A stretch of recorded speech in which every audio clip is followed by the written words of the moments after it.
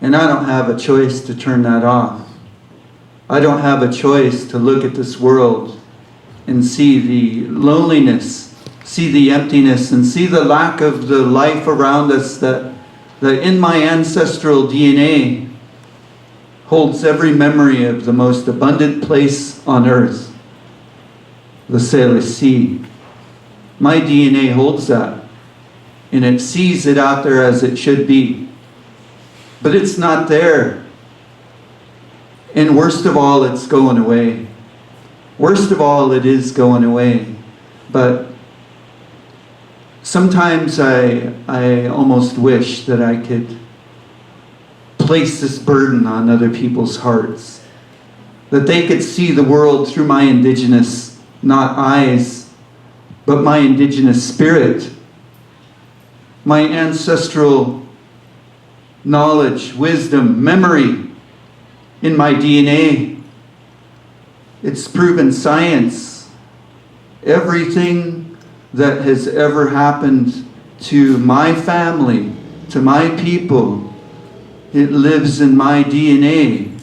It vibrates there, and I must work with it. And so all of the things that ever happened to your family, to your people before you here on our lands, I hate to tell you, but it vibrates in your DNA too. And you have a choice. We all have a choice. Do we believe that we can move forward randomly?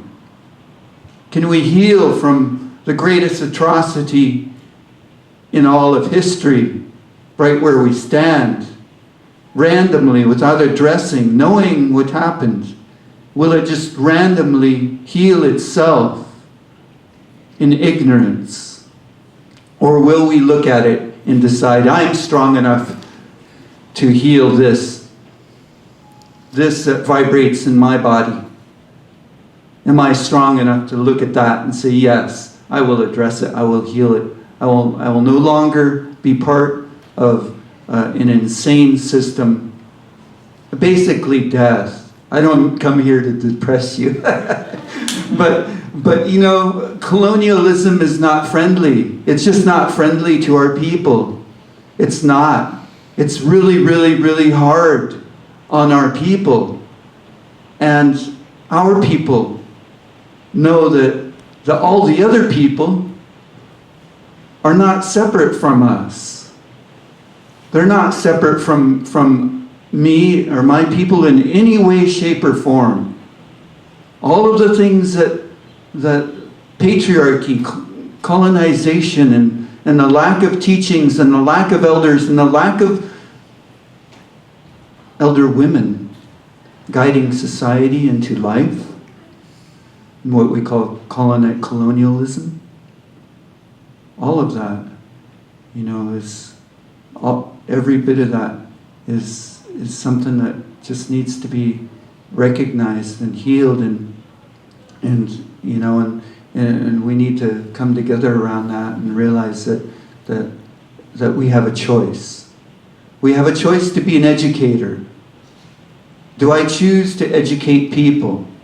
Do I choose to create a future for the children? And think about every action that I have, and does it bring a future for them? In every action that I have, is it from the center of my being, in a sacred place that would only create life, guided by elder women, guiding society into a direction of life? Will I create that world?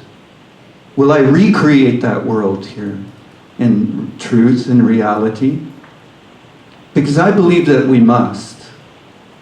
As an indigenous person from these lands who understands the way that we created paradise, because we did, we consciously co-created paradise here.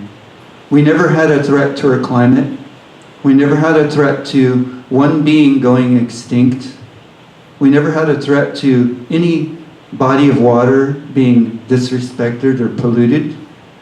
We never had that because of the guidance of elder women.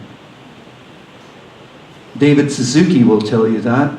Raise your hands if you know who David Suzuki is, a scientist, a brilliant scientist in my eyes and mind and heart, from British Columbia.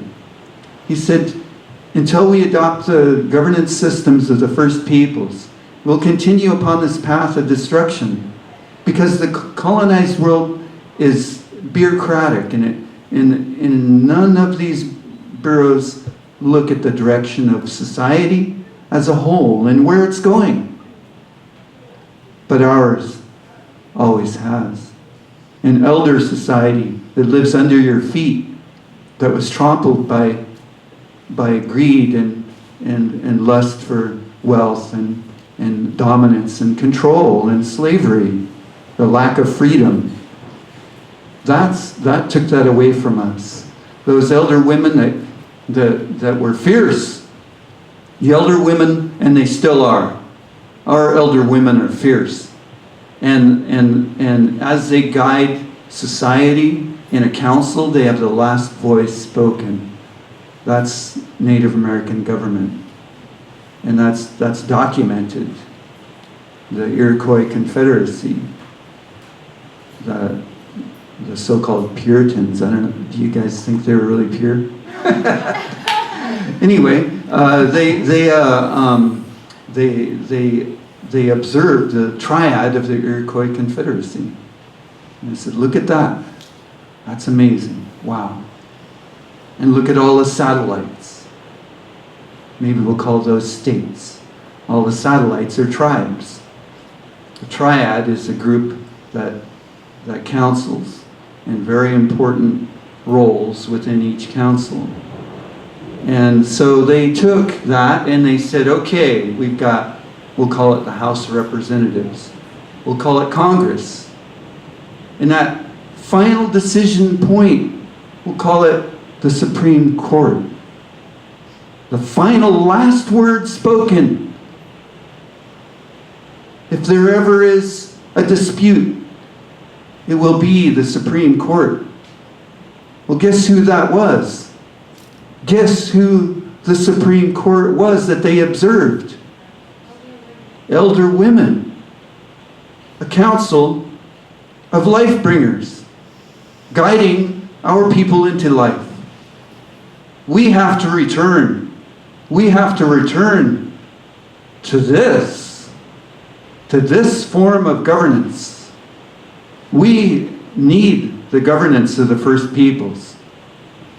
I believe we need the teachings of the First Peoples here to help us. I know I needed them. I know they've given me so much. The few elders that I had gave me gifts that I can't even explain how beautiful they are, how rich they are. I feel rich because of it. I feel like I'm a little bit rich. I'm a little bit rich in a world that's poor. In a world that's poor of teachings. In a world that destroyed its own elders. Burned them. And decided that they would rule through brute force. Male patriarchy and violence. And to take and take and take until there's nothing left to take. I feel like I got a little bit of richness. A little bit. That's helped me to see this world. That's helped me to look at colonialism and say, I don't want to be any part of this.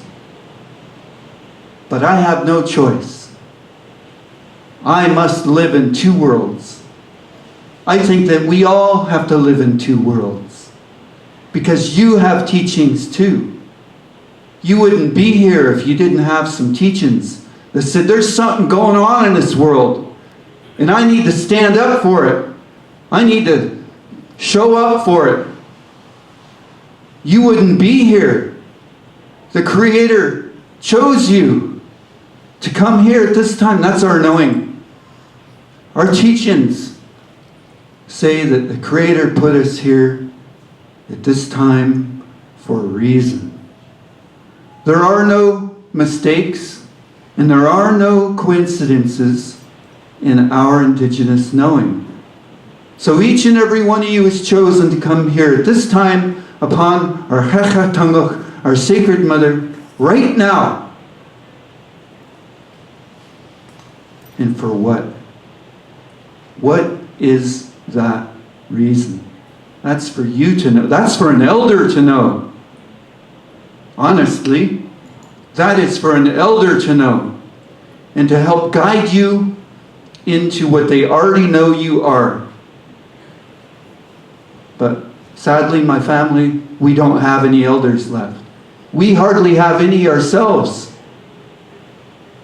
And the colonial world barely has any elders of a true Indigenous ancestral knowing of a line that was unbroken for tens of thousands of years, elder to child, elder to child, elder to child, elder to child, raising the children, not the parents, the elders.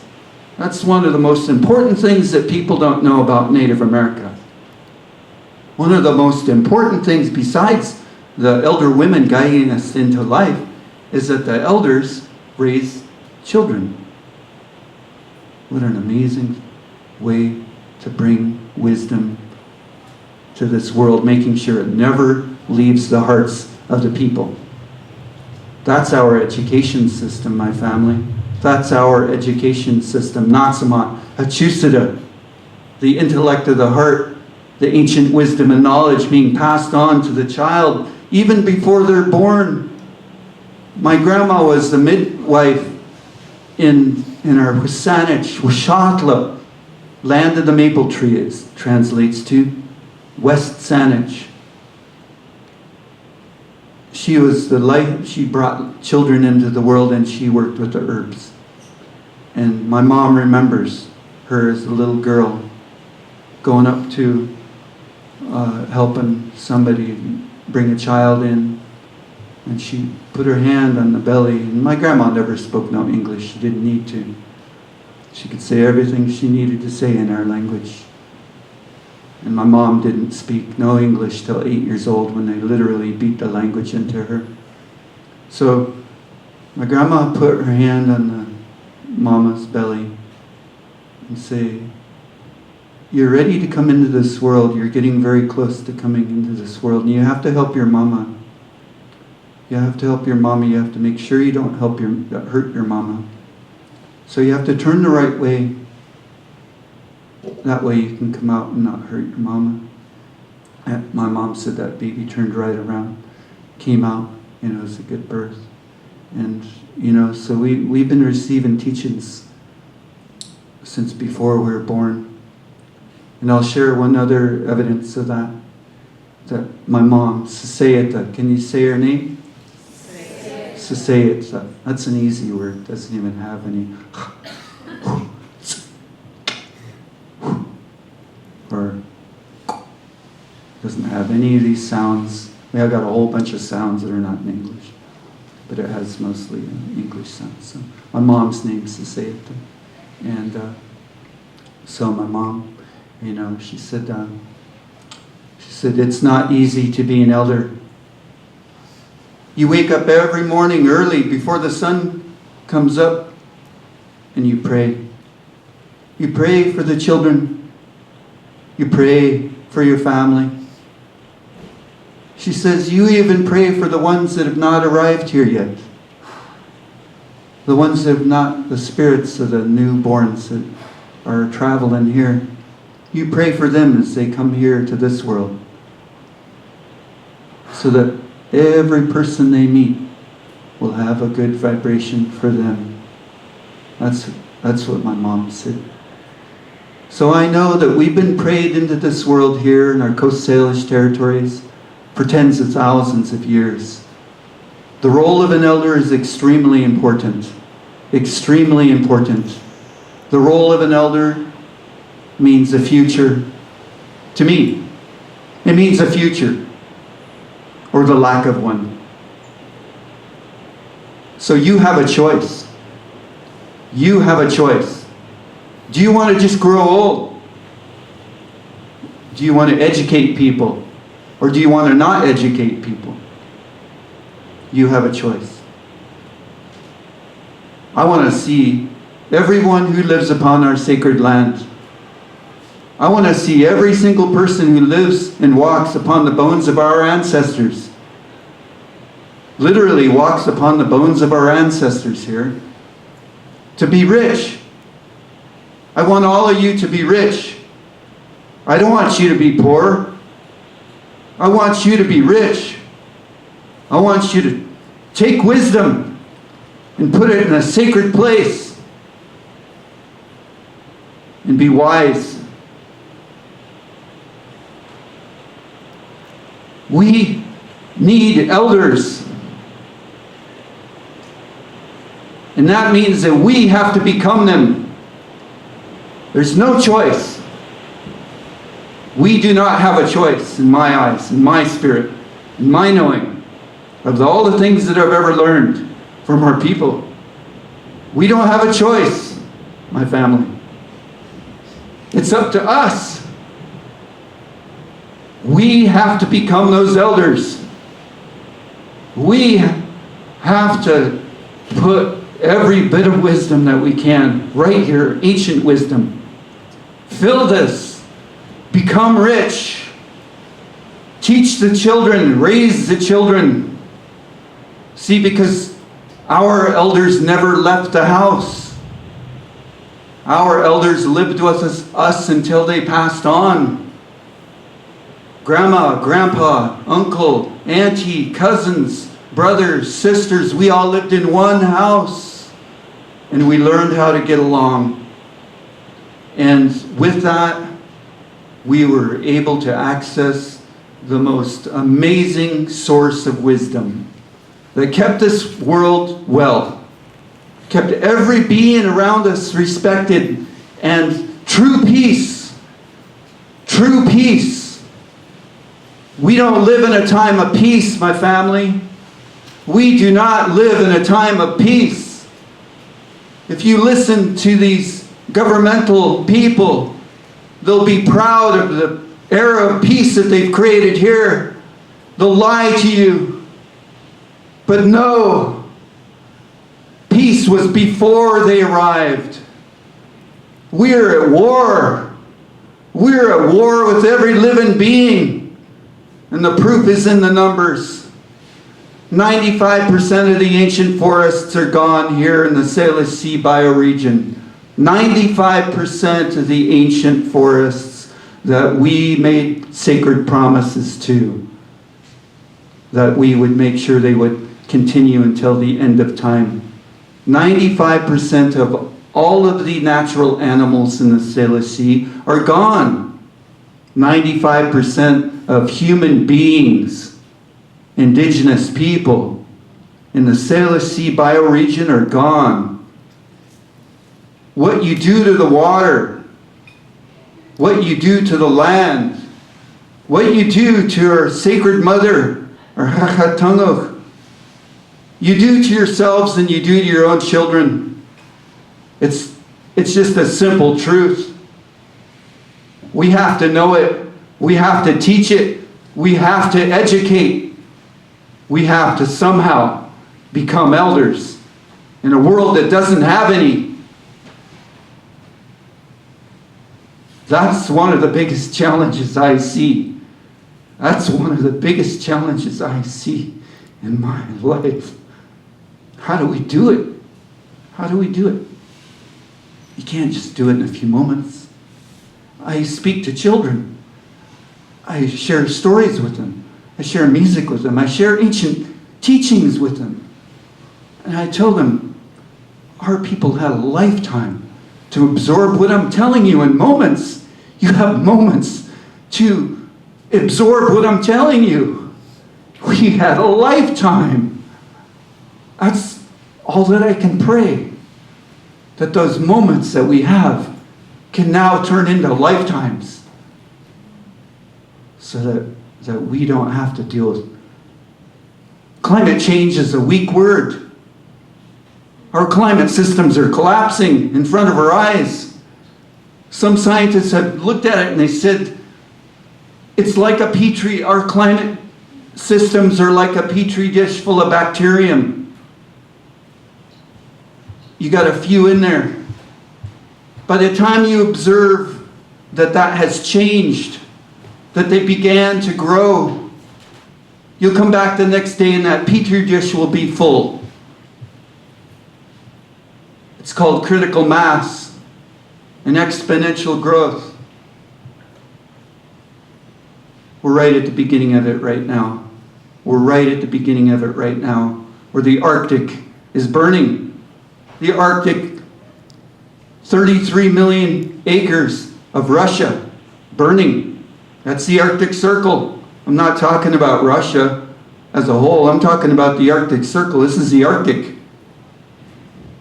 33 million, that was like a week and a half ago I saw a much greater and larger number that they spoke of has turned to cinder so far in this emergency that Russia says we have a national emergency.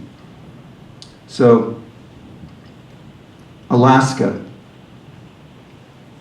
last I checked, was on fire in the Arctic, and Greenland, and Canada has Arctic too, and it's been burning. So, and they were 15 degrees above normal, 15 degrees above normal temperature. They had heat waves in the mid-80s, 87 I heard, and for weeks on end. And we need to get serious. We need to tell everyone we know, today's the day. Right now is our time. Right now is our time to make a choice.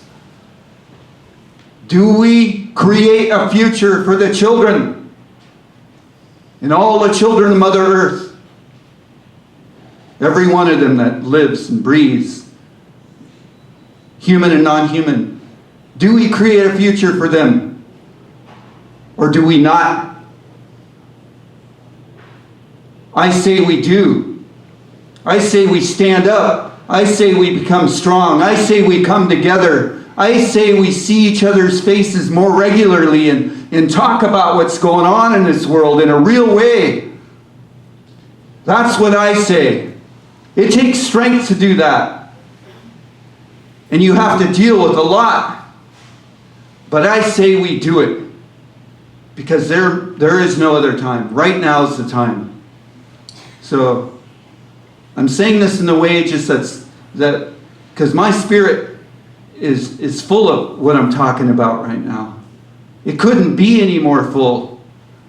And so that's the reason why I'm talking this way. I don't say it to offend you, to hurt you in any way. I say it because it lives on my heart. And I have to say it. I have to. If I don't, I'll get sick. And then I can't do my work. So, thank you for listening to that. Thank you for listening to those words. Because I really want change. I pray about change. The spirit of everything that we need is alive. It's alive. Right now it's alive. And our way of praying, our elders told me that you don't just ask for things. You see them. You work with them as if they're already there. And you give that medicine. It's like a people. It's like a people. It's like a patient. You give it medicine, and you say, this is alive right here. The spirit of victory, the spirit of wellness, the spirit of peace. The spirit of a future, it's alive and it's right here, and I'm going to feed it. I'm going to hold it in my heart. I'm going to hold it in my mind. And there is no doubt that we will not succeed, but I will step up and feed this. I will step up and give medicine. I will step up and give strength to this. Because we need that kind of prayer today. We cannot just say it's too much. I need my bubble. Well, when we come together, we got a really big bubble, family. We got a really big bubble. And nobody can pop that. Nobody. We become strong. We become one. This sign language, when we hold our fist in the air, it doesn't mean I'm going to hurt somebody. It means that we'll have victory. It means that we're one. Can you do this sign language with me? Because Sitting Bull, he said, one finger like this, easily broken. You can easily break one of these. But you do this, we do this, and we become unstoppable. We have to do this as one human family. Of course, we need to know that culture matters, race matters, color matters, all of it matters. But we are one family, and we're in one canoe today, all of us. And if we don't learn how to pull together, how to paddle together, things won't get better. So, thank you, Haishka. Thank you for listening to those words.